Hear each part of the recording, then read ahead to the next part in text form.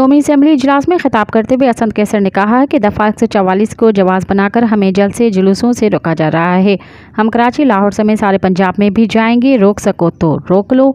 ادھر جو لوگ بیٹھے ہیں سارے ریجیکٹڈ لوگ ہیں۔ عوام نے 8 فروری کو فیصلہ کیا۔ میں مطالبہ کرتا ہوں کہ ایک بار پھر سے 9 مئی پہ جوڈیشل کمیشن بنایا جائے۔ قومی اسمبلی اجلاس میں اظہار خیال کرتے ہوئے پاکستان سنی اطاعت کونسل کے رہنما اسد کیسر نے کہا کہ ممبر نے جو بات کی ہے اس نے غلط طور پر بات رکھی ہے۔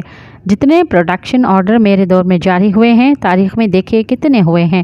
Chairman Pakistan Tehreek Insaf P T I barrister گوہر اور دیگر ساتھیوں کے خلاف دفعہ 144 کے نام پر پرچے کاٹے گئے ہیں۔ اسلام آباد یا پنجاب میں پرامن احتجاج کیا جا رہا تھا۔ بتایا جائے یا تو آئین معطل ہے یا تو آئین ہے اور قانون ہے ہی نہیں۔ مزید خبرن ऐं तफ़सीलात लाइ विज़िट कयो असांजी वेबसाइट www.awamiNewsHD.com ऐं ॾिसंदा रहो अवामी न्यूज़ HD।